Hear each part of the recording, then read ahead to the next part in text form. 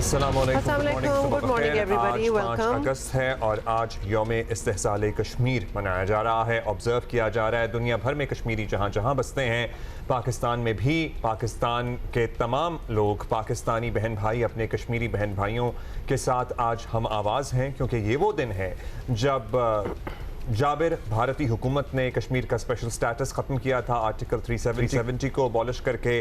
फिर article 35A भी ख़त्म किया गया था डेमोग्राफिक चेंजेस को इनकरेज करने के लिए।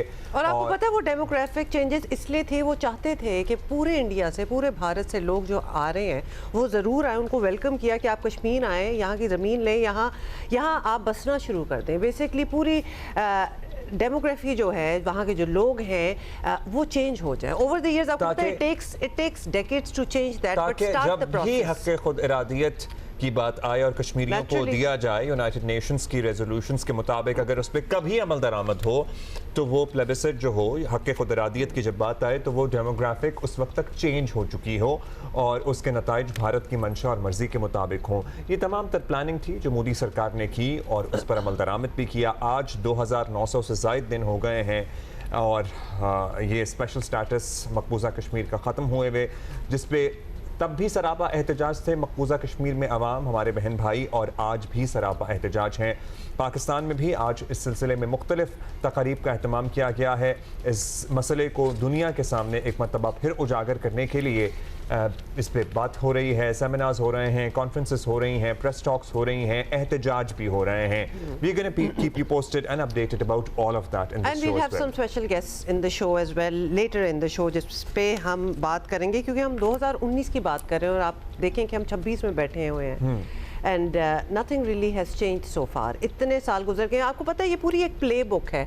ये आप तो समझते हैं कि भारतीयों ने ये किया, 2019 की बात हो रही है, इससे बहुत दिहाइयाँ पहले इजराइल ये कर चुका है। How they invited everybody to come and settle in places जो कि पैलेस्टीनियन थे, जहां लोग पैलेस्टीनियन रहते थे। ये बिल्कुल एक ही प्ले बुक है जो इजराइल करता है, वो इंडिया भी करता है, वहीं से लेते हैं। एब्सोल्युटली यही। अच्छा जी, इस बारे में हम आगे चलकर सर्टनली बात करेंगे, लेकिन ये हमने ब्रीफली सोचा कि आज का नौजवान जिसको ज़रा एक रिमाइंडर की ज़रूरत है, आई एम श्योर पता ही होगा, कि उन्हें बता दें कि एक्चुअली ये दिन क्यों मनाया जाता है और इस दिन की क्या अहमियत है।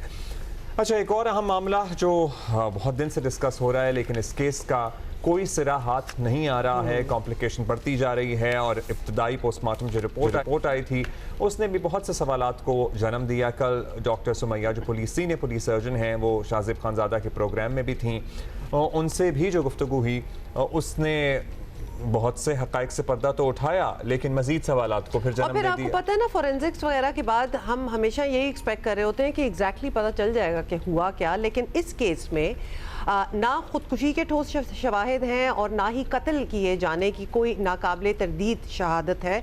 कराची के नौजवान की हम बात कर रहे हैं, ताजिर मीर रज़ा की मौत आज 6 दिन गुजरने के बाद भी पुलिस के लिए एक मुअम्मा बनी हुई है और तफ्तीशी हुकाम ने मीर रज़ा अली की स्मार्ट वॉच अलबत्ता अनलॉक कर ली है और लेन देन के हिसाब समेत दीगर मालूमात जो हैं वो पुलिस को मिल गए हैं। ज़राए के मुताबिक मीर रज़ा की घड़ी और फ़ोन से डेटा डिलीट किया गया था और फ़ोन का कोड क्रैक नहीं हो सका, so that is still in the process, लेकिन घड़ी जो है वो उनसे खुल गई है। पुलिस सर्जन डॉक्टर सुमैया जिनका आप जिक्र कर रहे थे, उन्होंने कहा है कि डॉक्टर ने जो रिपोर्ट दी है उससे इख्तलाफ है और जो नताइज डॉक्टर ने निकाले हैं वो तस्वीर से मैच नहीं करते। So there's a lot happening over there. ना हम और ना ही क्राइम सीन यूनिट ने रज़ा अली के हाथ से गन पाउडर चेक किया। पता चलाया जा सकता है कि लाश पर निशानात तशद्दुद के हैं या लाश की डिकम्पोजिशन की वजह से लाश की ये हालत हुई है। और डॉक्टर साहिबा ने क्या कहा फिर, मीर रज़ा के वालिद भी कल जियो पे मौजूद थे और उनकी भी गुफ्तगू बड़ी अहम है, वो भी आपको दोनों की आपको गुफ्तगू सुना। बहुत ही रेयर केसेस में होता है कि एंट्री वूंड जो है वो बड़ा हो as compared to the exit wound. जो हमें यहाँ पर फाइंडिंग्स मिल रही हैं वो उन तस्वीरों के साथ मैच नहीं कर रही हैं। यहाँ पे मेरे भी यही तहफ़्फ़ुज़ात हैं। कहा जा रहा है कि वो एंट्री वूंड है, वो उसके बाद जो रास्ता बीच में बन रहा है वो, और फिर जो एग्जिट वूंड कहा जा रहा है वो मैच नहीं करता।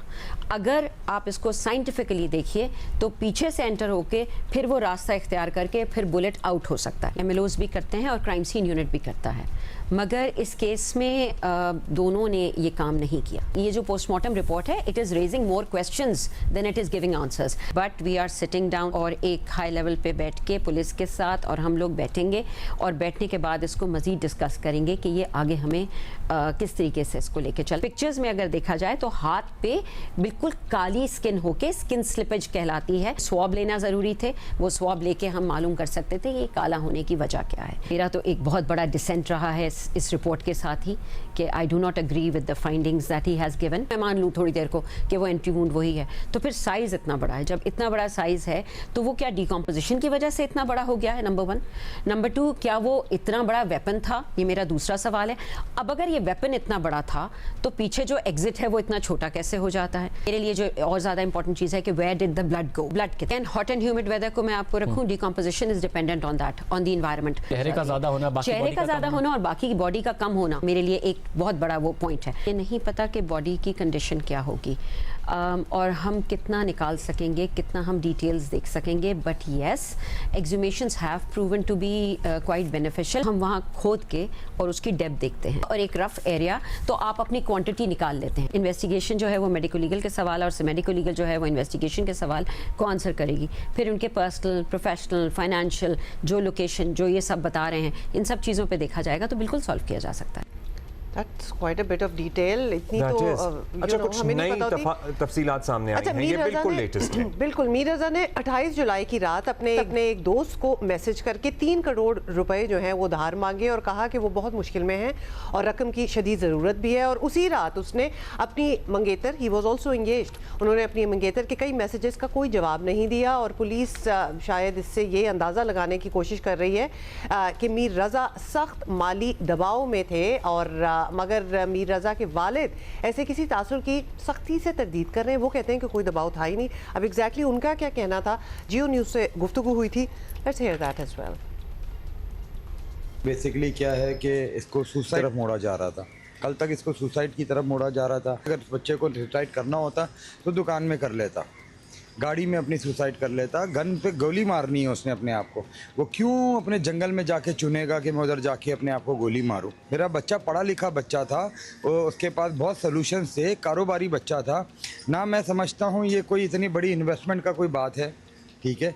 ये एक ब्रूटल मर्डर है, उसके शनाख्त मिटाई गई है, उसके फेस को जलाया गया है, उसके हाथों की हथेलियों को जलाया गया है, स्किन उतारी गई है उसकी। उसके बाद उसको पीछे से गोली मारी है, फ्रंट से गोली नहीं मारी। तफ्तीशी हुक्काम का कहना है कि अगर अहल खाना कहेंगे तो पोस्टमार्टम दोबारा कर लिया जाएगा। और कल मीर रज़ा के वालिद से सवाल भी किया गया तो उन्होंने कहा कि मैं रज़ा की वालिदा और उसकी बहन से मुशावरत करके फ़ैसला कर सकूंगा कि दोबारा पोस्टमार्टम कराना है या नहीं कराना। खैर, जो फुटेजेस आ रही हैं, जियो फेंसिंग है, फोरेंसिक है, तकनीकी जायज़ा लिया जा रहा है सबका। CPLC के assistant chief CRC Kashif Iftikhar को भी शामिल तफ्तीश कर लिया गया है।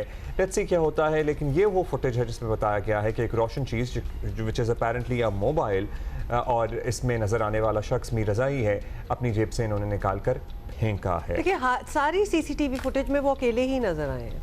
मतलब जितनी भी, इज दैट राइट अब्दुल्ला, कि मतलब जितनी भी अभी तक रिकवर की जा चुकी हैं CCTV फुटेजेस, उनमें अच्छा, राहील सलमान जो हमारे साथी हैं इस केस को जियो की पूरी क्राइम टीम कवर कर रही है, क्राइम रिपोर्टर्स के हमारे पूरा यूनिट इस केस पर लगा हुआ है। राहील, हमें बताइएगा लेटेस्ट क्या मिल सका, रात से अब तक कोई पेशरफ्त हो सकी? मोबाइल फ़ोन का पासकोड तो नहीं क्रैक किया जा सका, लेकिन जो स्मार्ट वॉच है उसमें भी कॉल डेटा होता है, मैसेजेस भी एट टाइम्स होते हैं, सो उससे कुछ पता लग सका? देखिए अब्दुल्ला और हुमा, ये केस जो है वो तकरीबन 1 हफ्ते पहले ये लाश मिली थी और मीर की मौत जो है, हलाकत, ये अभी तक बहुत ही मिस्टीरियस केस है। अभी तक ये इसको किसी तरह से कंक्लूड नहीं किया जा सकता कि ये मर्डर है या सुसाइड है। बहरहाल पुलिस इन्वेस्टिगेशन कर रही है।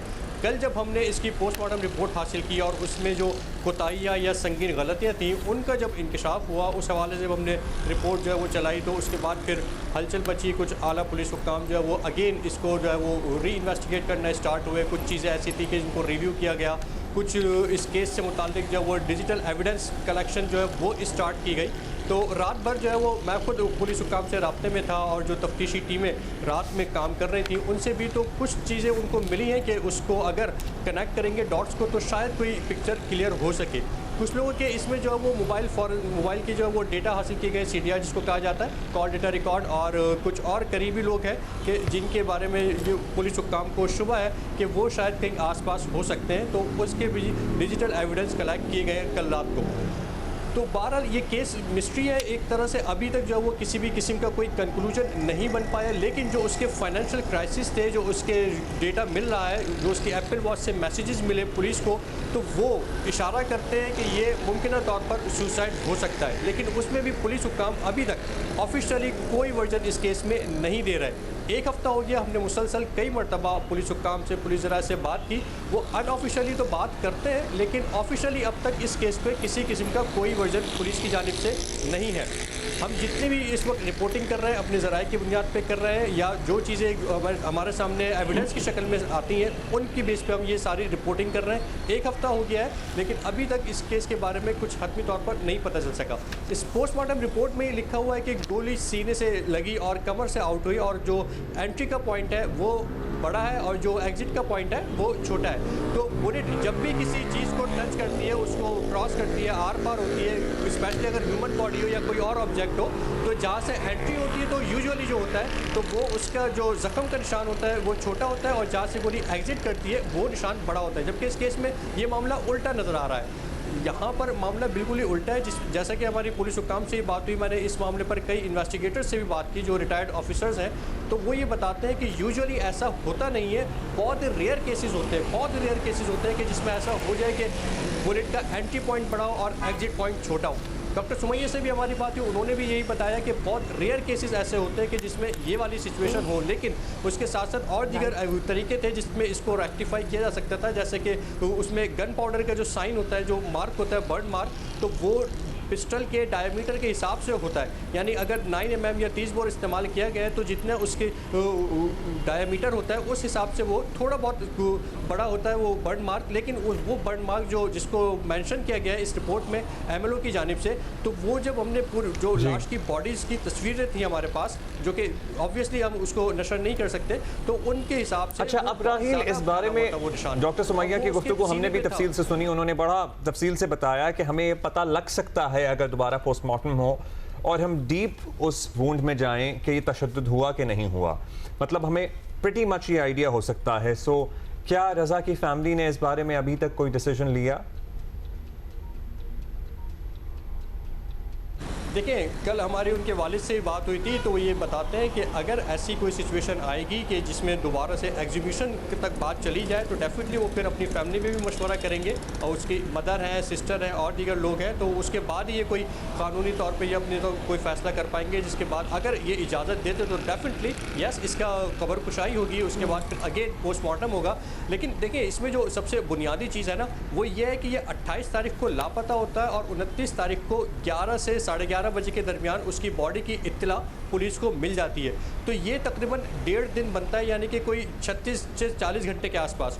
और उसी पोस्टमार्टम रिपोर्ट में बॉडी की कंडीशन जो लिखी गई है तो वो भी यही बताई गई है कि 24 से 36 घंटे पुरानी है, और जो हालत थी उस लाश की तो वो इंतहाई ख़राब थी, जगह जगह से उसकी खाल होती हुई थी, चेहरा भी बहुत ज़्यादा ख़राब हो चुका था। तो डेफिनेटली वो लाश जो है वो किसी तरह से भी फ्रेश बॉडी किसी सूरत नहीं हो सकती। अच्छा, तो खून भी नहीं है वहाँ पे, खून नहीं है, जो स्पॉट है वहाँ पे आप लोग भी गए, कॉलीग्स भी गए हमारे दीगर, वहाँ खून नहीं है जितना यूजुअली एक ह्यूमन बॉडी में होता है, और अगर वहीं पे मर्डर हुआ हो तो खून ज़्यादा हो सकता था। तो ये भी पॉसिबिलिटी है कि मर्डर या फिर जो भी हुआ उनके साथ वो कहीं और हुआ होगा और बॉडी यहाँ लाए गए। एग्जैक्टली हमने यही पॉइंट ट्रेस किया कि जिस जगह से बॉडी मिली है वो इसका एटलीस्ट प्राइमरी क्राइम सीन नहीं है, सेकेंडरी ज़रूर हो सकता है। लेकिन उसके साथ साथ फिर पुलिस हुक्काम जो है वो नई नई तौजियात, नई नई वजाहतें देते हैं कि चूँकि वहाँ पे वो मिट्टी है, नरम ज़मीन है, तो हो सकता है कि ब्लड। तो डॉक्टर सुमैया ने इसका भी कहा था कि मिट्टी को खोद के देखा जाता है कि मिट्टी ने कितना खून एब्जॉर्ब किया है। और फिर उससे बड़े तरीके होते हैं फिर उससे अंदाजा लगाया जाता है, कैलकुलेट किया जाता है कि यहाँ पे कितना खून गिरा होगा। लेकिन इट इज राहिल, बहुत शुक्रिया, thank you for the insight जो आपने हमें दी है आपका। अच्छा, और ये भी इन्वेस्टिगेट होनी चाहिए कि उनका फ़ोन, उनका स्मार्ट वॉच, ये सारी चीज़ें डिलीट कैसे हुई हैं? Why did he feel the need to delete everything before he went out? अब क्या पता था उनको कि उन पे कोई हमला होने वाला है, या फिर अपनी कोई इंटेंशन थी, जो कि ऑब्वियसली अभी डिबेटेबल है कि हुआ किस तरह, but the fact Abdullah that he deleted all the records. ज़ाहिर सवाल तो बहुत सारे हैं। आज़ाद कश्मीर, मकबूजा कश्मीर समेत दुनिया भर में आज कश्मीरी भारत की आईनी दहशतगर्दी के खिलाफ यौम इस्तेहसाल कश्मीर बना रहे हैं। शमीम शाल साहिबा हमारे साथ मौजूद हैं, कश्मीरी रहनुमा हैं, इन्होंने हमें ज्वाइन किया है। शमीम शाल साहिबा, 7 साल हो गए हैं इस बात को जिस पे हम बात कर रहे हैं आज, और भारत ने कश्मीरियों के मखसूस हकूक़ छीन रखे हैं। इन सालों में कश्मीरियों की ज़िंदगी और इस खित्ते में क्या तब्दीली आई है, ये हम आपसे जानना चाहते हैं। मुश्किलात में क्या इजाफा नज़र आता है? शुक्रिया, आपने बहुत ही अहम सवाल किए हैं आज के दिन के हवाले से। अगर हम तब्दीलियों का दायरे कार देखेंगे तो ये बहुत वसी है। ये तब्दीलियाँ अस्करी सतह पर भी इंडिया ने मकबूजा जम्मू कश्मीर में लाई हैं, ये कानूनी और आइनी सतह पर भी लाई हैं। इस एब्रोगेशन जो लॉ उन्होंने तब्दील किया है एक तरफा तौर पर, उससे सबसे पहले जो स्टेटहुड है उसको ख़त्म किया गया है, और जो सिविल लिबर्टी थी वो उसको भी ख़त्म किया गया है। और साथ साथ कश्मीर के जो इकॉनमी है, जो मईशत है, वो तबाह हो गई है। और उन्होंने जो एक प्लान किया था, प्लान ऑफ एक्शन 2012 में, जब उन्होंने पहला इलेक्शन जीता है, भारतीय जनता पार्टी ने वहाँ डोमिसाइल देकर 8 लाख लोगों को बसाकर वहाँ की डेमोग्राफी को भी चेंज करने की कोशिश की है। गोया एक रियासत को, मुस्लिम रियासत को अक़लियत में बदलना है। और साथ साथ उन्होंने वहाँ पर जो सिविल लिबर्टी है उसको ख़त्म कर दिया है। लोगों को बाहर निकलने की इजाज़त नहीं है, वो डिमॉन्स्ट्रेट नहीं कर सकते हैं। लीडरशिप तमाम क़यादत को जेलों में बंद कर दिया है। आइनी तौर पर जो तब्दीली लाई गई है कि जो स्टेट है उसका जो अपना फ्लैग था, कॉन्स्टिट्यूशन था, उसकी एक सारी चीज़ें जो उसकी अपनी मौजूदा सूरत हाल में जो मौजूद थी इस वक्त, वो सारी उनने ख़त्म कर दी। एक लेफ्टिनेंट जनरल के हवाले, गवर्नर के हवाले रियासत को 2 हिस्सों में बांट कर उन्होंने टेरिटरीज़ में, यूनियन टेरिटरीज़ में तब्दील करके लेफ्टिनेंट गवर्नर को उसका मालिक बना दिया है। और वहाँ से जो लोगों की जॉब्स है वो ख़त्म हो चुकी है। बाहर से, हिंदुस्तान से लोग आजकल कश्मीर में काम कर रहे हैं। और जो एग्जीक्यूटिव पोस्ट कश्मीरियों के हकूक़ का सबसे बड़ा वकील बन रहा है भी आलमी सतह पर। हर जगह ये मामला हम उठाते थे, उठाते हैं, उठाते रहेंगे। लेकिन दुनिया ज़ाहिर है ऐसा ही लगता है कि अपेरेंटली नहीं कोई रिएक्ट करती इस इशू के ऊपर। अब ट्रंप साहब भी मसले के हल का वादा करके भूल से गए हैं, ऐसा लग रहा है। आपको क्या लगता है ये एट्रॉसिटीज़ दुनिया को क्यों नज़र नहीं आती? क्यों है ये बेहिसी? क्यों है ये कॉम्प्रोमाइज्ड पोजीशन? इसकी और कोई वजह नज़र आती है आपको? देखिए, चूँकि ये इंटरनेशनल मसला है, ये कोई 2 तरफा मसला नहीं है। इसमें अक़वाम मुत्तहिदा की सलामती कौंसिल की करारदादें मौजूद है। इसमें इंटरनेशनल जो उस वक्त के सुपर पावर्स है उनके वादे मौजूद है। इसमें पाकिस्तान ने बहुत अच्छे तरीके से इस मसले को इंटरनेशनल सतह पर उठाया है। अलबत्ता जो पिछले साल से बनियानुल मरसूस के बाद जो दुनिया के हालात तब्दील हो गए हैं, पाकिस्तान को एक विकार मिला है, पाकिस्तान को एक बहुत बड़ी स्पेस मिली है कि वो भारत का जो बयानिया पाकिस्तान के ख़िलाफ़ था उसको लोगों ने रद्द कर दिया है, दुनिया ने उसको तस्लीम करने से इनकार कर दिया है। इस माहौल को हमें कैश करना चाहिए। ट्रंप साहब ने अगर दे दिया सालसी की पेशकश की है, और हमारे जो भारत के सरकार के मोदी साहब है वो नहीं मानते हैं, लेकिन इंटरनेशनली उस पर दबाव बढ़ाया जा सकता है और उस दबाव के नतीजे में डायलॉग बातचीत के लिए दुनिया को, भारत को तैयार करना चाहिए। इसलिए कि अगर इस खिते में खुदा न खास्ता जी पिछले शमीम साल साहबा, दुनिया ने ये भी देखा बताइएगा कि कि मकबूजा 200 कश्मीर में रहने अपनी जद्दोजहद तो कर ही रहे हैं, ऑफ कोर्स हम देख भी रहे हैं, दुनिया देख रही है, लेकिन उनकी उम्मीदें पाकिस्तान से भी जुड़ी रहती हैं। पाकिस्तान की हुकूमत और अवाम से उन्हें क्या तवक्को है और हम मजीद उनके लिए क्या कर सकते हैं? देखिए, एक बात वाजिया होनी चाहिए कि मकबूजा जम्मू कश्मीर ने 19 जुलाई को जो करारदाद पाकिस्तान बनने से पहले ही पास की थी, पाकिस्तान से इल्हाक करने की, क्योंकि उन्हें मालूम था कि इस खिते में जब दो ममालिक वजूद में आएंगे तो ये खिता जो है, कश्मीर का खिता, उसका मुस्तकबिल जो है वो पाकिस्तान के साथ वाबस्ता होगा। और उसके लिए उन्होंने इलेक्टेड मेंबर्स ने कोशिश की, एक बहुत बड़ा उस वक्त उन्होंने लोगों को, मेंबर्स को बुलाया है और मुस्लिम मेजॉरिटी जो मेंबर्स थे उस वक्त मुस्लिम कॉन्फ्रेंस के, उन्होंने एक करारदाद मंजूर करके पाकिस्तान के साथ अपना मुस्तकबिल वाबस्ता कर दिया है।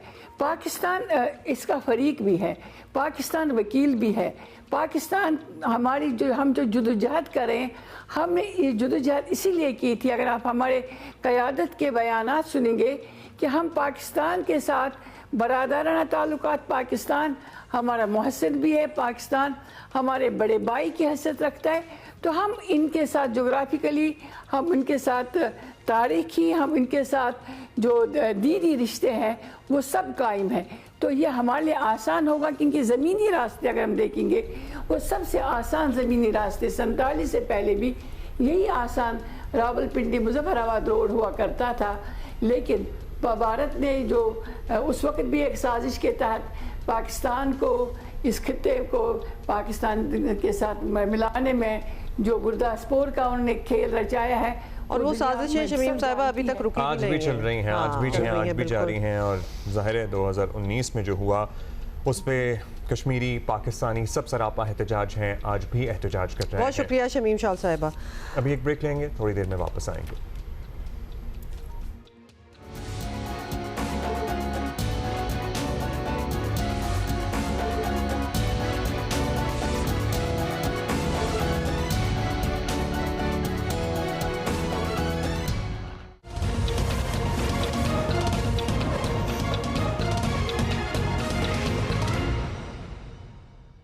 Welcome back. अच्छा, कश्मीर डे तो हम ऑब्जर्व आज कर ही रहे हैं, जिसकी हमने बात भी की, लेकिन it's also another important day क्योंकि आज पुलिस मार्टिर्स डे भी है, जिसको हम ऑब्जर्व जो कि कर रहे वैसे हैं। तो 4 अगस्त को होता है, लेकिन कल चहलुम के जुलूस की वजह से और ज़ाहिर सिक्योरिटी ड्यूटी की वजह से आज इस सिलसिले में तकरीबात हो रही हैं। कराची में भी मरकज़ी तकरीब आज ही होगी, सिंध पुलिस की, मतलब टेररिज्म हो, चोरों डकैतों के खिलाफ हमारी हिफाजत हो, स्ट्रीट क्रिमिनल्स हो। वैसे आप कोई प्रोसेशन देख लें, कोई पॉलिटिकल इज्तिमा देख लें, कोई मजहबी इज्तिमा देख लें, सिक्योरिटी फराहम करना, लोगों को एहसास तहफ़्फ़ुज़ देना, ट्रैफिक मैनेज करना, कुछ भी करना, ये सब कौन करते हैं? हमारे पुलिस वाले करते हैं। बेसिकली पुलिस जो है ना वो हमारी फ्रंट लाइन मुहाफिज है और पुलिस की मुल्क और कौम के लिए खिदमात जो हैं वो उस पर आज उन्हें सलाम भी पेश कर रहे हैं। It's a very thankless job, क्योंकि जितना हमें उनकी ज़रूरत होती है, एनीथिंग गोज़ रॉन्ग और not grows according to plan या जिस तरह हम चाहते हैं, तो सबसे पहले वो in the line of fire और ब्लेम में भी आ जाते हैं।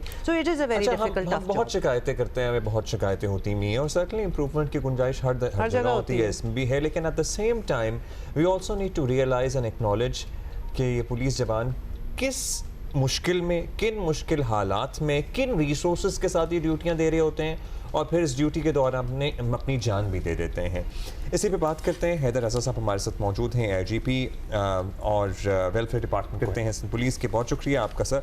हैदर साहब बताइएगा हमें, अब ज़ाहिर शहादतें होती हैं हर साल, approximately how many lives do we lose in the line of duty देखें, शहादतों की जो परसेंटेज है वो वेरी करती है year wise. Almost for the last 3 years we have been having 50 शहीद पर ईयर और we are very thankful to government of Sindh कि वो इनको इनकी जो कंपनसेशन पैकेज और इनकी फैमिली के लिए जो मराहत हैं वो हमें टाइमली प्रोवाइड करती है, और हम इनकी जो है वो फैमिली की केयर करने में पूरी तरह सक्सेसफुल है। अच्छा, ये जो कॉम्पनसेशन पैकेज जिसकी आपने बात की है, बिकॉज हम हमेशा ये सोचते हैं कि तो इतनी मुश्किल जॉब है और उसके बाद इतने चांसेस मतलब सर्वाइवल के चांसेस भी कम हो जाते हैं, because you are literally exposed, आप फ्रंट लाइन पे हैं।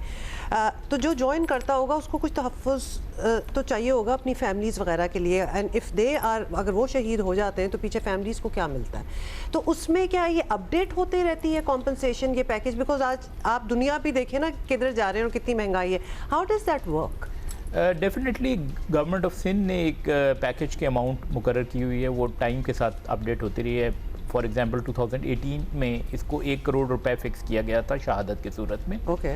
और 2024 में being very gracious of Sindh government, उन्होंने इसको रिवाइज़ करके पंजाब पुलिस के इक्विवेलेंट कर दिया, जो कि मिनिमम 2.35 करोड़ है फॉर अ सिपाही, और it goes up to 7 crore for the rank of DIG, और इसमें थोड़ी सी वेरिएशन है for those embracing shahadat in terrorism cases and those who are embracing shahadat during the encounters or normal policing. अच्छा, at the same time हम ज़ाहिर welfare की यहाँ बात कर रहे हैं, लेकिन हमें ये भी देखना है हैदर साहब कि हम कितना अपनी पुलिस फोर्स को इक्विप कर रहे हैं। दहशतगर्दी के वाक़यात हमारे यहाँ जिस तरह हो रहे हैं, जिस तरह होते हैं, फिर हमारे कच्चे के इश्यूज़ हैं, so on and so fourth. मतलब कितनी दफ़ा तो ऐसा होता है कि हमारे जो पुलिस फोर्स के मुखालिफ जो ओपोनेंट होता है वो ज़्यादा वेल इक्विप्ड होता है, और बहुत दफ़ा ऐसा होता है ज़्यादातर। सो ऑनलाइन पे हमने क्या प्रोग्रेस की है अब तक? ज़ाहिर फंड्स की भी कमी होती है, रिसोर्सेज का भी इशू है, लेकिन आर वी प्रोग्रेसिंग?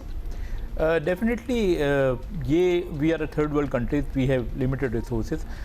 दो चीज़ें इसमें ज़्यादा अहमियत का हामिल हैं। एक तो आप जो पुलिसमैन को ट्रेनिंग प्रोवाइड करते हैं विच कैन इंश्योर कि उसकी सर्वाइवेबिलिटी ज़्यादा बढ़ जाए किसी ऐसी सिचुएशन में। दूसरी बात, आप इक्विपमेंट प्रोवाइड करते हैं। तो इक्विपमेंट के लिहाज से अनफॉर्चुनेटली हम लोगों के, अगर आप हिस्ट्री देखें कराची की, तो यहाँ गैंग वॉर चलती रही, और अपर सिंध में पॉलिटिकल रिफ्ट ने भी इस शहर को कितना मुतासिर किया। जी, तो उसकी वजह से मुख्तलिफ गैंग्स थे जिनके पास बड़े स्टेट ऑफ द आर्ट हथियार आ गए, और इवन फॉर दैट मैटर अपर सिंध के अंदर कच्चे में भी ये टेंडेंसी रही। लेकिन हमेशा गवर्नमेंट सपोर्ट साथ रही है, क्योंकि the writ of the state can only be maintained अगर आप इस किस्म के एलिमेंट्स को जो है यूटिलाइज करें और उनको न्यूट्रलाइज करने में कामयाब हो जाएं।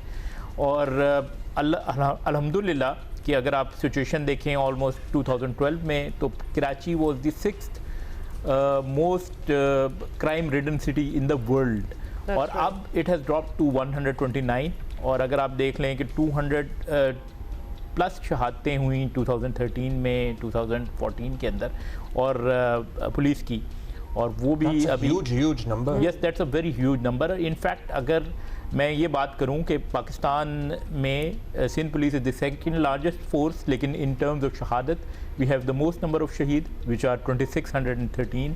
और इस वजह से, इसकी मेन वजह यह है कि बिकॉज जो सिंध पुलिस के एम्प्लॉइज़ हैं, they have taken the utmost sacrifice, utmost initiatives while performing their duties, और उन्होंने अपनी जान की परवाह की। और कल भी एक आपके जवान ने शहादत। बिल्कुल, अगर आप देखें 1971 में हमारा पहला शहीद हुआ, और कल PC ज़मान है, वो हमारा आखिरी शहीद है। जमाली पुल पे स्ट्रीट क्रिमिनल्स के साथ एक मुकाबले में वो शहीद हो गया। तो कभी आप लोगों को ये फील होता है कि हम वो इक्विप्ड होने की बात हो रही है, मतलब हम अगर वेपनरी आर्म्स उनकी भी बात ना करें, टेक्नोलॉजी की बात कर लें, क्योंकि अब जो अपोनेंट है, जो दहशतगर्द है, उसके पास जो सहूलतें हैं वो बिल्कुल अपडेटेड है। टेक्नोलॉजी भी बीच में आ जाती है, उसको पता भी होता है कि किधर कौन है और हमने किधर जाना है। क्या हम एट पार आ गए हैं, और क्या हमारे जवानों की, हमारे पुलिस पर्सनल की उतनी नॉलेज और एजुकेशन हो गई है कि हम उनको उस लेवल पे ले आएँ? देखें, ट्रेनिंग में और एजुकेशन में तो हमेशा गुंजाइश रहती है, there is always space to learn. बाकी जो इक्विपमेंट है, पर्सनल प्रोटेक्शन इक्विपमेंट, आपका हेलमेट है, आपकी बुलेट प्रूफ जैकेट्स है, दे आर अवेलेबल, उसके लिए हमें एडिक्वेट फंड्स भी दिए जाते हैं। जहाँ वेपनरी की बात है, तो अपर सिंध में हमारे पास M113 APCs हैं, जो चेन्ड APCs हैं, जो आमतौर पर मिलिट्री ग्रेड हैं, और it provides protection against bullets up to 12.7 millimetre. उसके अलावा रॉकेट लॉन्चर्स हैं। ड्रोन्स एक्सटेंसिवली हम लोगों ने 2-3 साल से इस्तेमाल किए हैं for surveillance and for certain operations in kacha areas. और इनफैक्ट जो अगर आप अभी की सिचुएशन देखें जो उसमें कच्चे एरिया में पीस इज़ प्रिवेलिंग, तो उसमें ड्रोन की यूजेज का बहुत ज़्यादा रोल रहा है। और जहाँ तक बाकी टेक्नोलॉजी का ताल्लुक है तो safe city is in progress, ये लग रहा है। सबसे ज़्यादा जो effectiveness in cities street crime को कंट्रोल करने के लिए होती है तो वो सीसीटीवी कैमरों से ही होती है, और हम भी उसके मुंतज़िर हैं आपसे। मैं आई नो कि पुलिस खुद भी उसके मुंतज़िर है। बहुत शुक्रिया आपका हैदर रज़ा साहब, AIGP welfare department and police, thank you और सलाम तमाम शोहदा को। अभी हम आगे बढ़ेंगे और सर्टनली ये जल्दी से हमने आपको बताना है कि एक ड्रामा है जी। और सोशल मीडिया पर हर जगह छाया हुआ है ये ड्रामा है जी, हमराही इसका नाम है और ये अपने इख्तिताम को पहुंच रहा है। और जियो और बाबर जावेद की मुश्तरका पेशकश है। और हैव यू वॉच्ड इट दो? No, I haven't gotten a chance. Yeah, neither do. अच्छा चलिए, ये सामने आपका आ भी गया कि किसकी हम बात कर रहे हैं। इसकी आखिरी किस्त पता है कहाँ होगी? सिनेमा घरों में पेश की जा रही है। ये भी बड़ा ट्रेंड है ना, जब बहुत ही हिट हो जाए ड्रामा तो फिर वो आखिरी किस्त जो होती है वो एक मूवी की शक्ल, एक फिल्म की शक्ल बन जाती है। एक्चुअली की कहानी है, बाबर जावेद साहब हमारे दोस्त हैं, उनकी डायरेक्शन है और क्या खूब रंग जमाया है इन परफॉर्मेंसेस ने। सो हम ब्रेक लेंगे, ये प्रोमो देखिए आप, और अगर आपने आखिरी किस्त देखनी है तो अपने करीबी सिनेमा घर का रुख कर सकते हैं। या फिर पूरा ड्रामा ही दोबारा देख लें। ओके देखिए। ठीक है, जिसमें ना हो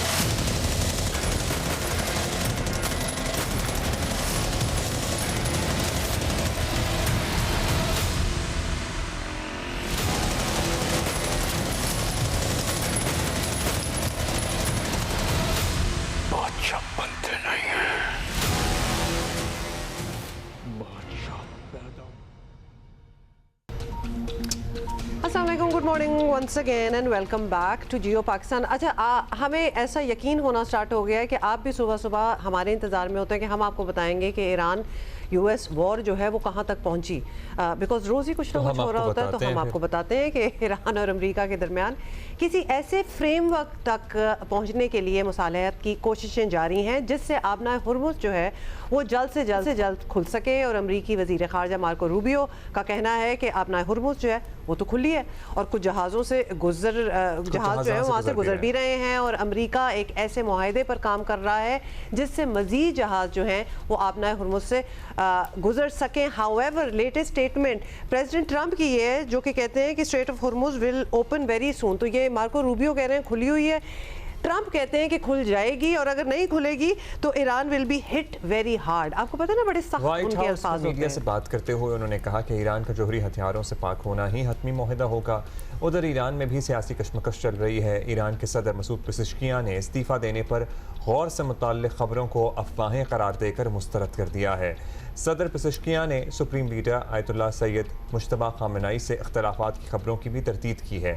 अपनी इंतज़ामिया को 2 साल मुकम्मल होने पर 2 साल TV इंटरव्यू में मसूद पेज़ेश्कियान ने कहा कि वो ओहदे पर बरकरार रहेंगे, इस्तीफ़ा नहीं देंगे और बहैसियत सदर काम जारी रखेंगे। सदर पेज़ेश्कियान ने कहा कि उनकी हुकूमत और मुसल्लह अफ़वाज में मुकम्मल राब्ता है। अपने इस्तीफ़े की खबरों से मुताल्लिक़ सवाल पर सदर पेज़ेश्कियान ने कहा कि अगर उन्होंने कभी इस्तीफ़े का फ़ैसला किया तो वो इसका खुद ऐलान कर देंगे। तो हम उनका मुस्ताफ़ी होने का इरादा नहीं है और वो इस बात पर कायम रहेंगे।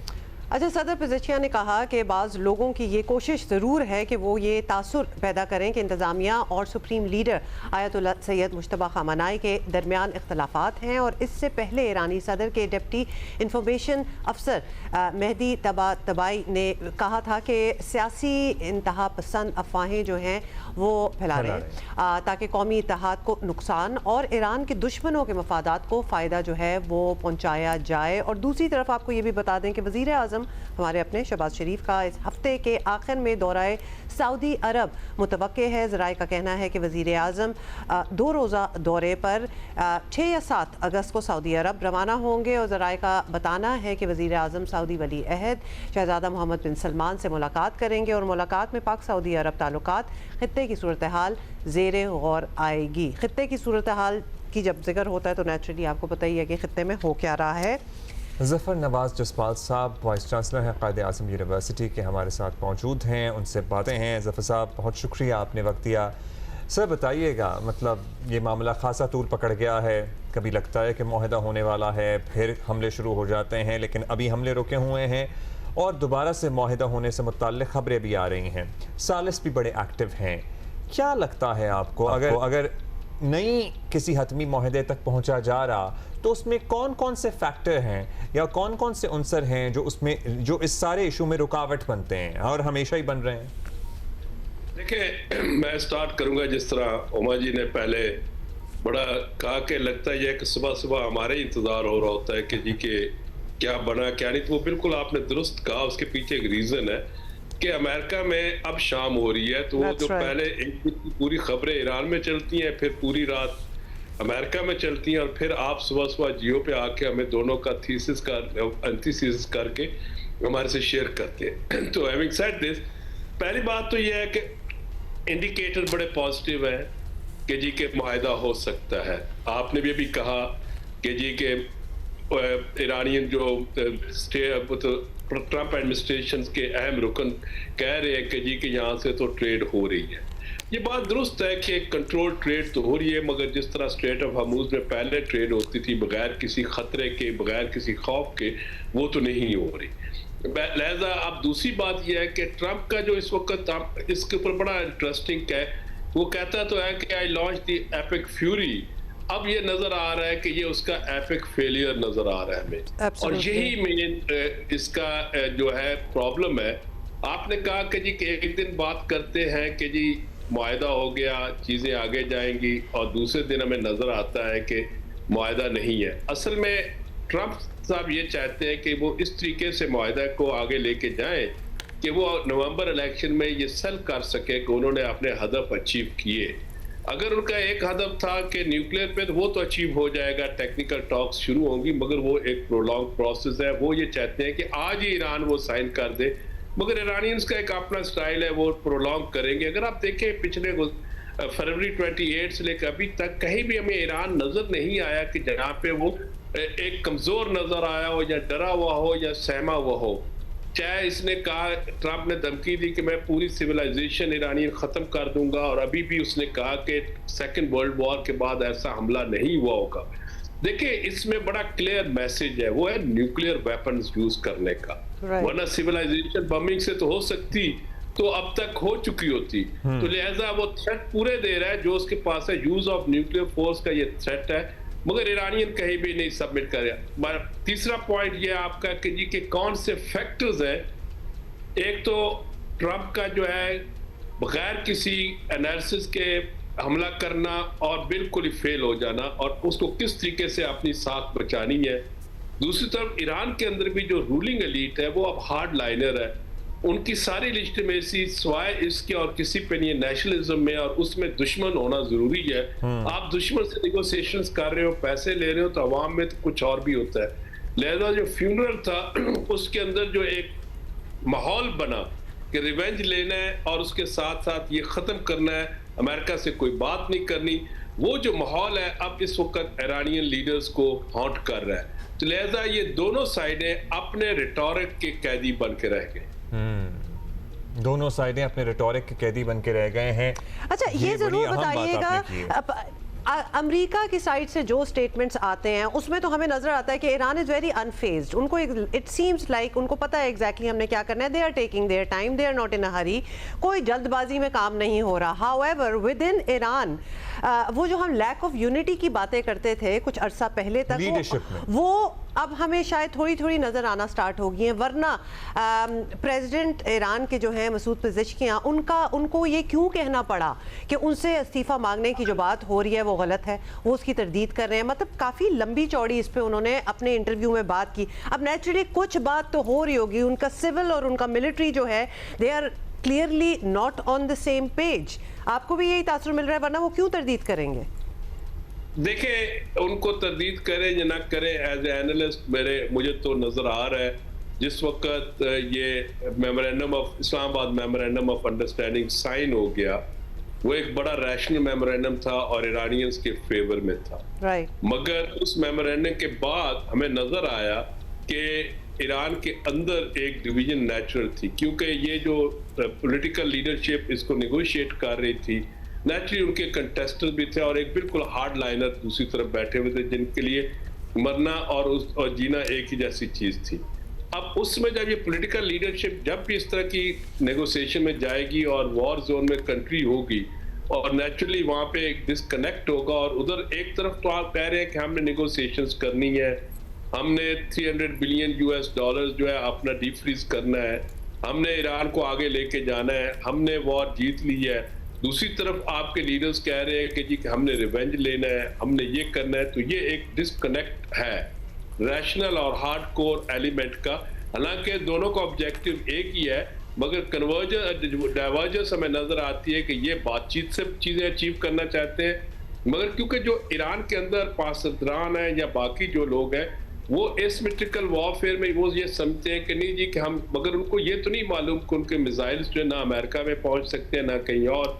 अगर वो इसी तरह रखेंगे तो अभी उनको एक आपने देखा रिसेंटली एक सेटबैक हुआ जिसको सऊदी अरेबिया ने अमेरिका के साथ मिलके इनके बिल्कुल इराक में नेबरहुड में अटैक्स कर दिए। अब आस्ता आस्ता वो हूतीज के ऊपर भी सऊदीज ने बड़ा क्लियर कर दिया कि वो ग्राउंड ऑफेंसिव की तरफ जा रहे हैं। तो इसलिए ये एक डिस्कनेक्ट है, जिस तरह सिविल मिलिट्री रिलेशनशिप में जहाँ पे अस्करी फोर्सेस बहुत डोमिनेट कर रही होती हैं और नेगोशिएशंस में दूसरे लोग होते हैं, तो आपको ये डिस्कनेक्ट नजर आता है। मगर हमें ये नहीं भूलना चाहिए कि ईरान के अंदर एक स्ट्रॉन्ग नेशनलिज्म है, उसमें अगर ये प्रेसिडेंट साहब जाते हैं या उनके फॉरेन मिनिस्टर की क्रेडिबिलिटी क्वेश्चनेबल हो जाती है, फिर ईरान मजीद। अच्छा डॉक्टर साहब, एक हमने आपसे जरूर सवाल करना है, जो इस्लामाबाद मेमोरेंडम ऑफ अंडरस्टैंडिंग हुआ था और पूरी दुनिया उसमें ईरान को विनर और अमेरिका को लूजर तस्वुर कर रही थी, और दुनिया भर के तज्जियाकार even within the US यही बात हो रही थी,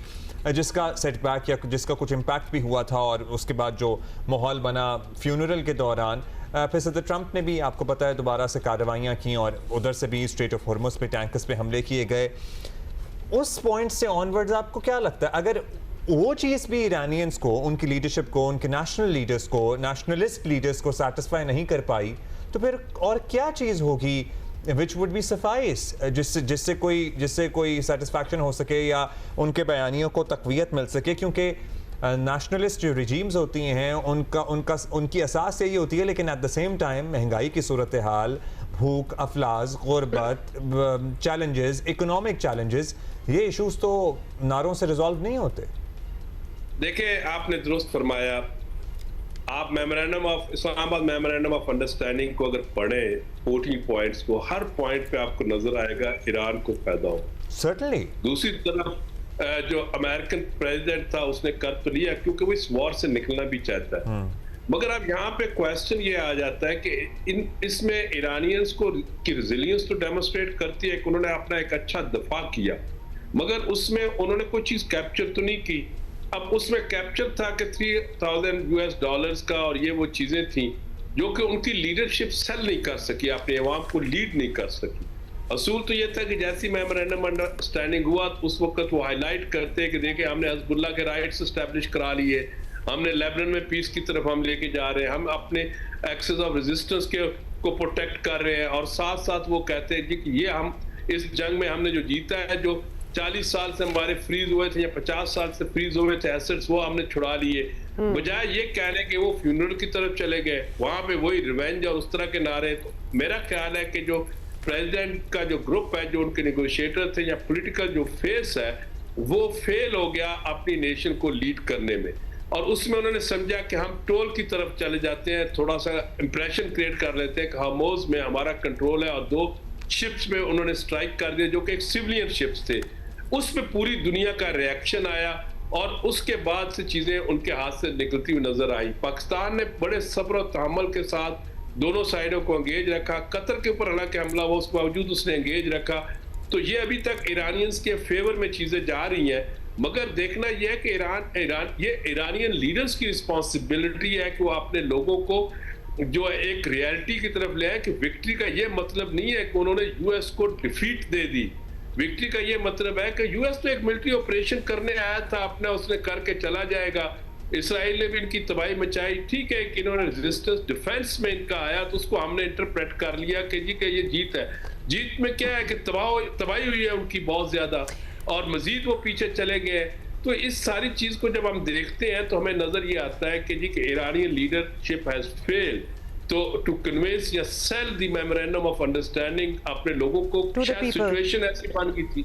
right, got it doctor Zafar Nawaz Jaspal, thank you so much for your analysis. और यकीनन ऐसा ही है, मतलब ये हार और जीत वाली बड़े ही सरफेस के टर्म्स हैं, इनके नीचे बहुत बहुत ज़्यादा गहराई भी है। बिकॉज जीत का मतलब ये नहीं है कि जो दूसरे को तबाह कर दिया हमने और ईरान ने कहा कि जी we have vindicated ourself. Iran ने अमेरिका के जो टोटल प्लान्स थे वो होने नहीं दिए। और तबाही तो ईरान में जो हुई वो तो हमारे सामने ही है, वो हमने देखी भी है, but they did not let America get away with it. ये बहुत बड़ी बात है। और जो हुर्मुज़ में हो रहा है वो तो खैर पूरी दुनिया उससे सफ़र कर ही रही है। उन्होंने कहा हम क्यों सिर्फ जाएं, हम सारों को जो है वो फील कराएंगे कि what this war actually means.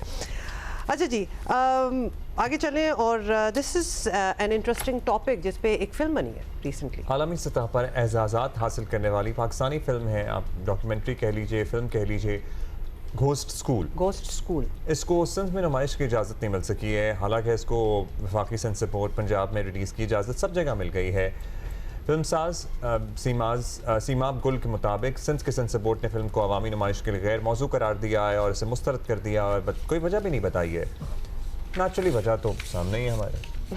तो कैसे कह सकते हैं, वजह ना बताना ही बहुत बड़ी वजह है। और सिंध में मौजूद सैकड़ों गोश्त स्कूलों के मौजू पर बनाई गई फिल्म गोश्त स्कूल को आलमी सतह पर नुमाया पज़ीराई जो है वो हासिल हुई है। और फिल्म का जो प्रीमियर है वो टोरंटो इंटरनेशनल फिल्म फेस्टिवल में हुआ, जहां इसे बेहतरीन फिल्म के लिए नामजद भी किया गया, नॉमिनेट हुई। और फिल्मसाज सीमाब गुल ने यूके एशियन फिल्म फेस्टिवल में भी बेहतरीन हिदायत का जो इसका है अवार्ड अपने नाम किया। सीमाब गुल इज़ विद अस, उनसे बात करते हैं about the self. Seemab, thank you so much for your time. सबसे पहले तो ये बता दें कि how did you come up with this idea. Of course we know कि हमारे यहाँ गोश्त स्कूल्स हैं जो गिनती में तो आ जाते हैं कि जी हमारे पास 10, 15, 20 हज़ार स्कूल हैं या वट एवर, लेकिन उनमें से काम कितने कर रहे हैं, कितने खुले हैं, that's another question all together. जी, तो पहली बात, मेरी फिल्म गोश्त स्कूल डॉक्यूमेंट्री नहीं है, ये एक फ़िक्शन फिल्म है एक्टर्स के साथ। और मेरी लीड एक्टर एक 10 साल की बच्ची है, नज़ोलिया अरसलान। मेरी कहानी एक 10 साल की बच्ची के बारे में है जिसका वाहिद स्कूल अपने गांव में छुट्टियों के बाद बंद हो गया है। तो वो गांव में जाती है और लोगों से पूछती है कि क्यों बंद हुआ, और ये रूमर्स हैं कि ये स्कूल हॉन्टेड है, इसमें जिन है और टीचर पे भी जिन पड़ गया। तो ये है मेरी कहानी, बहुत ही सिंपल और एक बच्ची के वो पर्सपेक्टिव से। तो मैं बहुत कंफ्यूज्ड हूँ, मुझे समझ ही नहीं आई कि सिंध सेंसर बोर्ड ने इसको क्यों सर्टिफिकेट नहीं दिया। मैं चाहती थी कि ये फिल्म सिनेमाज में जाए कराची में, स्पेशली इसलिए कि ये फिल्म कराची में ही शूट हुई थी। आपकी बात से सीमाब हमें ऐसा लग रहा है कहानी बताइएगा, क्योंकि कहानी तो आपकी गोश्त स्कूल में गोश्त है बेसिकली कि उसको डर लगता है एंड ऑल दैट, और आप हमें इसकी डिटेल दे सकते हैं। लेकिन हमारे यहाँ जब गोश्त स्कूल का टर्म यूज़ किया जाता है तो वो उन्हीं स्कूलों के बारे में बात की जाती है जो कि गिनती में तो होते हैं लेकिन वो स्कूल्स अबैंडन्ड होते हैं। शायद ये वजह है, मतलब टीचर्स नहीं होते। शायद यही वजह। क्या ये उनसर भी है आपकी कहानी में? Is this a part of your plot? Yes, of course. तो मुझे ऑफ कोर्स गोश्त स्कूल्स के बारे में पता है, जस्ट लाइक हर एजुकेटेड बंदे को पाकिस्तान में गोश्त स्कूल्स के बारे में पता है, मगर कोई बंदा को ये नहीं कह सकता कि हम क्या कर सकते हैं इस बारे में। सही है। तो अब मैंने खुद ट्रैवल किया पोस्ट फ्लड्स पूरे पाकिस्तान में। मैंने खुद अपनी आंखों से गोश्त स्कूल्स, गोश्त हॉस्पिटल्स और गोश्त कॉलेजेस देखे, कराची के आउटस्कर्ट्स में, साउथ पंजाब में, सिंध में, इंटीरियर सिंध में, हर जगह थे। बलूचिस्तान में मैंने खुद अपनी आंखों से गोश्त स्कूल्स देखे। और फिर ये मैंने कहानी ऑफ कोर्स फिक्शन है, एक बच्ची की तरफ से है, मगर मैंने इसलिए बनाई कि जब मैं वापस आई कराची और मैंने अपने दोस्तों और अपने रिश्तेदारों से पूछा कि ये क्या चीज़ है, ये क्या गो स्कूल्स क्या हैं, क्यों हैं इतने ज़्यादा, और आधे लोगों ने डिनाई किया कि ये तो एग्जिस्ट ही नहीं होते, पता नहीं होते थे या नहीं होते। इतनी मिस्ट्री थी, इतना वो कन्फ्यूजन थी इस बारे में, और कोई बंदा ये नहीं कह सकता कि कितने ज़्यादा हैं। कुछ लोग कहते हैं 15,000 हैं सिंध में सिर्फ, कुछ लोग कहते हैं 30,000 है पाकिस्तान में। कोई सही तरह रिसर्च नहीं हुई। So Seema, when you traveled मैंने across ये the province, लेके अपनी film when you traveled, fiction please complete your बनाई। thought, and also when you traveled across the province, so आपने क्या एक्सपीरियंस किया? आपको ऐसे स्कूल्स मिले जो सिर्फ कागजों में थे या सिर्फ बिल्डिंग्स खड़ी हुई थी and it was not a functional school? Did you find any of such schools? जी, ऑफ कोर्स कराची में भी हैं। दरसानो चनो के आउटस्कर्ट्स में एक गवर्नमेंट कॉलेज है। ये तो कराची एयरपोर्ट के बहुत करीब है ये गांव जहाँ पे हमने शूट किया। तो ये कोई दूर, वो आपको बलूचिस्तान जाने की ज़रूरत नहीं है। आप हर शहर में, हर गांव में, हर एरिया में देखेंगे, सिंध में और कराची में और बलूचिस्तान में, साउथ पंजाब में। मैंने खुद देखे, और जब मैंने पूछा अपने लाइन प्रोड्यूसर से ये क्यों है, तो वो कहता है कि ये तो उन्होंने वो वेयर हाउस के तौर पे यूज़ किया हुआ है, ये तो किसी के जानवर बैठे हुए हैं इनमें। तो फिर ये मिस्ट्री मेरे दिमाग में सॉल्व नहीं हो पाई, और इसलिए मैंने ये कहानी बनाई। अच्छा, अब सीमा आप ये बताइएगा कि क्या रीज़न आपको दिया गया या आपको बताया भी गया कि सेंसर बोर्ड ने इसको क्लियरेंस क्यों नहीं दी? Why can not be this film be shown here? जी, उन्होंने बहुत सिंपल एक लेटर लिखा जिसमें लिखा हुआ है कि this is not suitable for release. And that's it? And that's it? Yes. So मेरा फैमिली होम कराची में है। ये फिल्म कराची में बनी। दरसानो चनो और एक और गांव था चश्मा गोट, जो फिशिंग विलेज है छोटा सा। इन जगहों में फिल्म हुई। 200 कास्ट एंड क्रू मेंबर्स थे। हमारे सारे एक्टर्स पाकिस्तानी हैं, कोई फॉरेनर्स नहीं आए। सिर्फ मेरी एक डीपी थी, सिनेमेटोग्राफर जो बाहर से आई, मगर 200 लोग हम सब कराची के थे। और हम कराची में क्यों ना शो करें, मुझे समझ ही नहीं आई। आपको समझ तो नहीं आई, हमें भी नहीं आई, इसलिए हम पूछना चाहते हैं कि आपने कंटेस्ट किया, चैलेंज किया आपने इसको? आगे आप कंटेस्ट इसको किसी फोरम में? हमने अपील लेटर लिखा है, और डॉन न्यूज़पेपर ने, जर्नलिस्ट ने got in touch with chief minister, cultural minister of Sindh, और उन्होंने कहा है कि they must be a good reason for the ban. मगर मुझे कोई गुड रीज़न नहीं समझ आई, और उन्होंने कोई चीज़ लिस्ट नहीं की। हम कोई एडिट कुछ नहीं कर पाए, मीनिंग कि वो उन्होंने कोई एडिट लिस्ट नहीं भेजी कि ये काट दें, वो काट दें। कोई एतराज़ बेसिकली उन्होंने नहीं उठाया, बस ये कह दिया कि ये नहीं हो सकता। मुझे सैडली ये है हंच कि वो उनको शायद टाइटल नहीं पसंद आया, मगर ये टाइटल इसलिए रखा गया कि हम अपने माशरे में अपने लोगों के लिए ये सवाल पूछें कि ये गोश्त चूल क्यों हैं और कितने हैं और क्या चीज़ है, और हम एजुकेशनल रिफॉर्म्स के बारे में बात करें। ये बड़ा अहम मौजू है, क्योंकि जब हम बात नहीं करेंगे और वील कीप हाँ, मतलब जब हम सवाल नहीं करेंगे फैक्ट्स और हम सब कुछ छुपाते रहेंगे, तो फिर मामलात हल भी नहीं होते। सीमा, अब आपको लगता है अगर आप टाइटल बदल दें, गोश्त स्कूल निकाल दें, कुछ और डाल दें, स्टोरी तो नीचे वही है, एक्चुअली तो इसमें एक जिन भूत की कहानी है, जिसके बारे में या जिस स्कूल के बारे में अफवाह है कि उसने स्कूल पे कब्जा कर लिया और वहाँ बच्चे नहीं जा सकते। लेकिन ऑब्वियसली वो सेंसिटिव टॉपिक है, तो उन्होंने कहा कि भी हम नाम से आगे जाएंगे ही नहीं। तो उन्होंने ये मेरे से पूछा नहीं, अगर पूछ लेते तो मैं सोच सकती थी। तो कॉमेडी तो नहीं है, मगर कि मैं भूत मदरसा रख सकती हूँ नाम। मगर जो मकसद था मूवी का रखने का गो स्कूल नाम, कि टू रेज अवेयरनेस अबाउट के हमारे यहाँ 30,000 गो स्कूल क्यों है, ये कोई जवाब मुझे नहीं दे सकता। हमारे यहाँ करोड़ों बच्चे स्कूल क्यों नहीं जा रहे? अगर किसी पड़ोस मुल्क में लोग उठ जाते हैं एजुकेशन के तहत, तो हम उनका साथ देते हैं और सोशल मीडिया में हम वीडियोस बनाते हैं, मगर हमारे बच्चे करोड़ों जाहिर है वो जा रहे। दरसगाह स्कूल माने दरसगाह, और दरसगाह में दर्स होना चाहिए, एजुकेशन होनी चाहिए। That's right. पढ़ाई होनी सिवाब, चाहिए। बेस्ट ऑफ लक हम आपको कहेंगे, congratulations on your movie, but best of luck के आगे तो you and your team have been getting. हाँ, तो हम यहीं कहेंगे जो कंसर्न डिपार्टमेंट्स हैं, please revisit your decision, go through it once again, और ये चीज़ जो है और जो एतराज़ है उसको स्पेसिफाई करें ताकि वो क्लियर हो सके। लगती उतर भी जाती, फिल्म भी इसे देख भी लेते, इसे पसंद भी करते, बहुत कितने ही लोगों ने चले जाना था, लेकिन नाउ अब क्यूरियोसिटी पीक कर गई है, क्या है इसमें कि और अब देखना पड़ेगा। इस तरह के फैसले लेने से पहले ये ज़रूर सोचा कीजिए कि ये जब खबर बनेगी और जब इस पर बात होगी तो फिर ज़्यादा लोगों को मालूम होगा कि ये क्या है। और अभी तो हो गया ना। Oh well, let's take a short break here.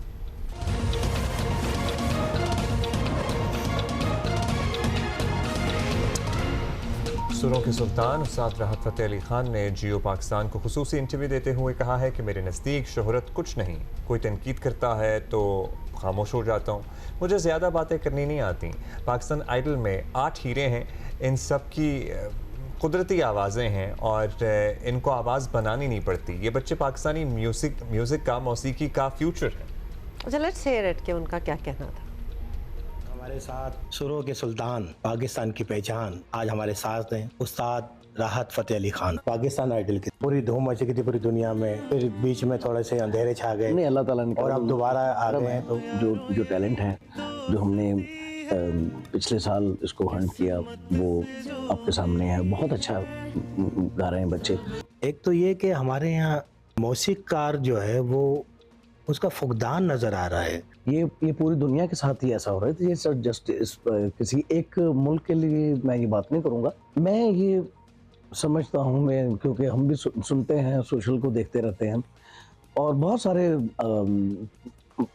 पड़ोस में भी देखते हैं, सब चीज़ें देखते हैं। अगर कहीं कोई म्यूज़िक जो है वो हिट हो रहा है अभी तक तो वो नुसरत फ़तेह अली खान साहब का है। क्या बात। और देखें कोई भी जो है कोई भी जो है वो उनके हिसाब से निकल कर कोई नया काम कर पा ही नहीं रहा, मैं खुद नहीं कर पा रहा, तो मैं औरों को क्या ही कहूँ। उस्ताद नुसरत अली खान साहब का एक हिसार म्यूज़िक का इस तरह का है कि उसको तोड़ करके उसकी ग्रेविटी में से बाहर जाना जो है वो मुहाल है इस वक्त। सरकारी सतह पर हमारे म्यूज़िक की कितनी सरपरस्ती होती है, ख़ासतौर पर हमारे मुल्क में? देखिए जो पाकिस्तान की हद तक मैं कहूँगा कि तो नहीं हो रही। जो म्यूज़िक के लिए जो एक सरपरस्ती होनी चाहिए, जो एकेडमीज़ बननी चाहिए, तो वो तो नहीं है। गवर्नमेंट को चाहिए कि उस्ताद नुसरत फ़तेह अली खान जैसा जो है वो बड़ा नाम पाकिस्तान में और सब कॉन्टिनेंट में इतना बड़ा नाम ही नहीं हुआ, उनके नाम पे जो है वो एक म्यूज़िक का जो स्कूल है, एकेडमी है, यूनिवर्सिटी है, ये होनी चाहिए। और He's so right though, मतलब all the music revolves around Nusrat Fateh Ali Khan, मतलब इससे आगे हम क्या कह सकते हैं। वैसे ब्रेक के बाद हाजिर होते हैं।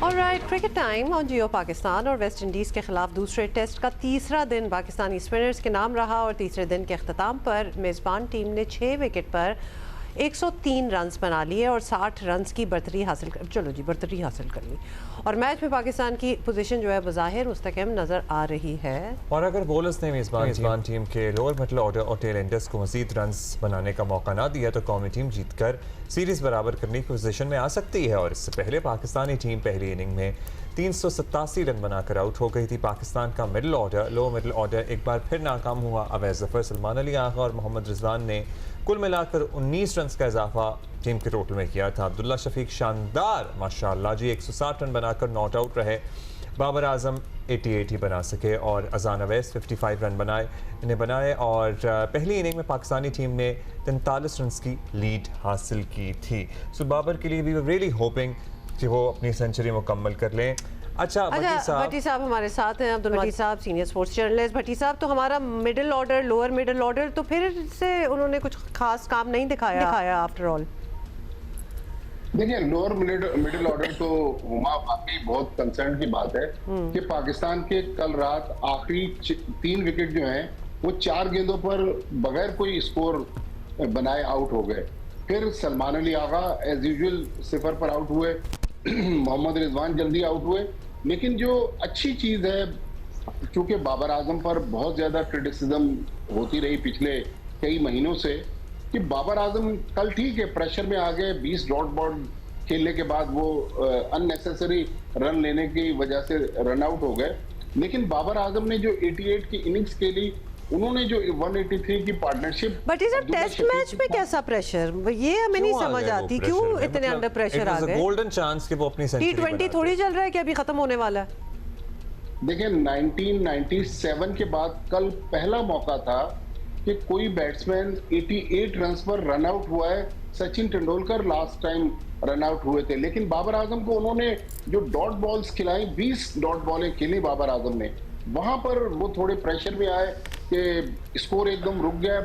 उन्होंने गैर जरूरी रन लेने के चक्कर में ब्रैंडन किंग जो थे उनके हाथ रन आउट हो गए। लेकिन उनकी जो 183 रन की पार्टनरशिप थी, फिर बाबर आजम ने जो बैटिंग की वो बहुत, परसों रात को जिन लोगों ने टीवी पर मैच देखा होगा, क्लासिक इनिंग्स थी बाबर आजम की।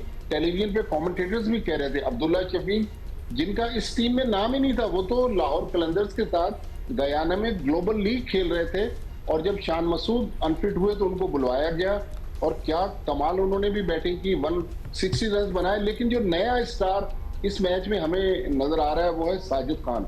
साजिद खान आप देखें, उनका एग्रेशन ऐसे लगता है कि कोई फास्ट बॉलर हो, बैट्समैनों के आंखों में आंखें मिलाकर बात करते हैं, कोई स्लेजिंग भी जाके करते हैं। लेकिन 8 विकेटें अभी तक इस मैच में साजिद खान ले चुके हैं, और साजिद खान और अली उस्मान ने पहले मैच में 13 रन बनाए, 13 ओवर्स करवाए थे, और लोग क्रिटिसाइज कर रहे थे यार ये कहां से स्पिनर आ गया। नुमान अली तो बहुत जबरदस्त स्पिनर था, लेकिन अली उस्मान ने भी बहुत अच्छी बॉलिंग की। आप देखें अभी पाकिस्तान को अगर वेस्ट इंडीज की बाकी 4 विकेटें आज शाम को जल्दी से रैप अप कर दें, लेकिन अगर 120 130, अच्छा पिछली दफा भी आपने देखा था भट्टी साहब, इनके टेल एंडर्स ने रन कर लिए थे। बस वही मसला है ना कि हमारे टेल एंडर तो तू चल मैं आया, लेकिन जो हमारी हरीफ टीमें हैं वो, लेकिन हमें अपनी हरीफ टीम के टेल एंडर्स को भी तो आउट करना है। बिल्कुल आउट करना। और पिच देखे ना, अब पिच कल थर्ड डे का खेल खत्म हुआ तो काफी मुश्किल पिच हो गई थी। अब 4th इनिंग्स में अगर पाकिस्तान ने 100 रन क्रॉस करवा दिए वेस्ट इंडीज को तो बहुत मुश्किल होगी पाकिस्तान के लिए। लेकिन मुझे उम्मीद है कि जिस तरह बाबर आजम ने बैटिंग की और जिस तरह कप्तानी की, देखिए उनकी कप्तानी को भी हमें क्रेडिट देना पड़ेगा। उन्होंने बॉलिंग चेंजेस बहुत अच्छी की हैं, और अब पाकिस्तान तकरीबन 3 साल बाद 8 test match Pakistan foreign soil पे हारा है, और अब बैरून मुल्क पाकिस्तान के चांसेस हैं कि इंशाल्लाह आज रात को पाकिस्तान वेस्ट इंडीज के खिलाफ 8 मैचों के बाद एक टेस्ट मैच जीतने में कामयाब हो जाएगा। और वेस्ट इंडीज 26 साल से होम ग्राउंड पर पाकिस्तान के खिलाफ कोई सीरीज नहीं जीता, तो पाकिस्तान के पास ये भी चांस है कि सीरीज बराबर करे, वेस्ट इंडीज को सीरीज जीतने से रोके। लेकिन क्रेडिट बहरहाल सरफराज को भी जाता है जो पाकिस्तान टीम के हेड कोच हैं, उमर गुल बॉलिंग कोच, असद शफीक, और सबसे बढ़कर बाबर आजम के जिन्होंने बैटिंग में भी परफॉर्मेंस दी। और अब आप देखें उनकी कप्तानी में पाकिस्तान इस पोजीशन पर, अगर यहाँ से पाकिस्तान ने मैच लूज नहीं किया तो बहुत ज्यादा चांसेस है कि इंशाल्लाह पाकिस्तान आज टेस्ट मैच जीत जाएगा। इंशाल्लाह, ये बड़ी अच्छी आपने बात की। अच्छा, इसके बाद हमने इंग्लैंड जाना है, टीम ने इंग्लैंड जाना है। There are some fitness challenges जो हमें नज़र आ रहे हैं। साउथ शकील के हवाले से आप हमें बता दें, Shan Masood how is he doing? तो नेचुरली हमें एक टॉप परफॉर्मेंस लेवल पे होना चाहिए when we reach England.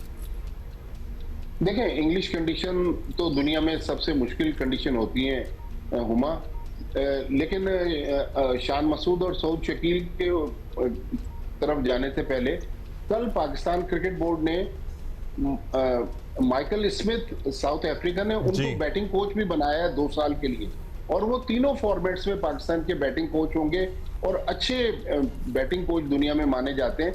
Saud Shakeel अभी रीहैब के मरहले से गुजर रहे हैं, वो भी वेस्ट इंडीज में मौजूद हैं। शान मसूद जिनकी उंगली में फ्रैक्चर हुआ था, इंडेक्स फिंगर थी उनकी, वो भी वेस्ट इंडीज में है।